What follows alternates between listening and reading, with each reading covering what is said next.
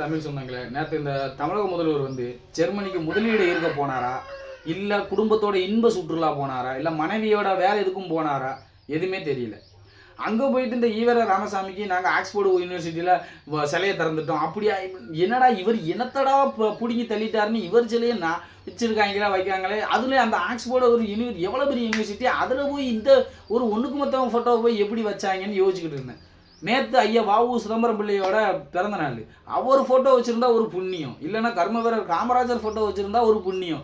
அதெல்லாம் விட்டுட்டு ஒன்றுக்கு மொத்தவன் காமகதை எழுதினவனையும் இந்த ஒரு 27 வயசு பெண்ணை வந்து 77 வயசில் சாக போகிற வயசில் கல்யாணம் முடிச்சது இல்லாமல் அந்த பொண்ணோட வாழ்க்கையை கெடுத்தவன் ஃபோட்டோவும் போய் வச்சுருக்கானே அப்படின்னு யோசிச்சு பார்த்தா, இவன் முதலீடு இருக்க போகலை.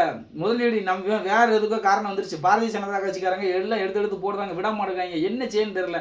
இந்த ஒரு படத்தில் சொல்லுவாங்கல்ல, கபா உயிருக்கு ஆபத்து இருந்தால் கபார்னு பெட்டியை திறந்து வரும் உயிரை காப்பாற்றுமுன்னு, அது மாதிரி இவன் அப்பா கருணாநிதி சொல்லிட்டு போனது. என்னடா பண்ணுறது, ஒன்று ஹிந்தியே இப்போ தமிழர்களே உன் பிள்ளை படிக்கும்போது என் பிள்ளை படிக்கக்கூடாதுன்னு சொல்லி செருப்பால் அடித்த மாதிரி பாட்டாங்க. அடுத்து இந்த பெரியார் ஈவர ராமசாமியை தூக்குங்க, அப்போ தான் இது பண்ண முடியும், ஆக்ஸ்போர்ட் பள்ளி. இப்போ அதெல்லாம் கலைஞ்சு பார்த்தா நம்ம ஒரு கல்யாண மண்டபத்தை புக் பண்ணோம்னா நம்ம அன்னைக்கு நமக்குள்ள இது நம்ம என்ன வேணாலும் ஃபோட்டோ வச்சுக்கலாம். அது மாதிரி ஒரு இதில் ஒரு ஃபோட்டோவை வச்சு அதை ஓப்பன் பண்ணிட்டு இந்த திருட்டு திராவிட கும்பலோட இந்த ஒரு அக்கப்பூர் ஏதாவது தெரியுதா?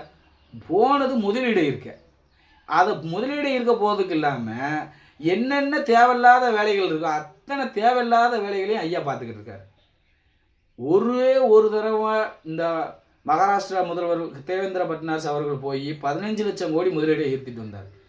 எங்கேயுமே வெளிநாட்டுக்கு சுற்றுப்பயணம் போகாமல் 7 லட்சம் கோடி முதலீடு ஈர்த்ததாக உத்தரப்பிரதேச முதல்வர் யோகி ஆதித்யநாத். ஆனால் வருஷம் இன்ப சுற்றுலா போயிட்டு 2000 கோடி, அதுவும் தமிழ்நாட்டில் இயங்கி கொண்டு இருக்கிற கூடயே நாங்கள் புரிந்துணர்வு ஒப்பந்தம் போட்டோம், இத்தனை லட்சம் பேர்த்துக்கு வேலை கிடைச்சிடும் சொல்ல மட்டும்தான் செய்கிறாங்க, செய்ய மாட்டேங்காங்க. என் அன்பு தமிழ் சொந்தங்களே, இவங்க பொய். திராவிட கும்பல்னாலே பொய், திமுகனாலே பொய்ங்கிறது இந்த சிலை திறப்புலேருந்து நீங்கள் தெரிஞ்சிருப்பீங்க. தயவு செஞ்சு வருகிற 2026 சட்டமன்ற தேர்தலில் பாரதிய ஜனதா கட்சி கூட்டணி கட்சியிலேயே ஆதரிக்கணும்னு உங்களை பணிவன்போடு வேண்டி விரும்பி கேட்டுக்கொள்கிறேன். நன்றி, வணக்கம். பாரத் மாதா கி ஜெய்.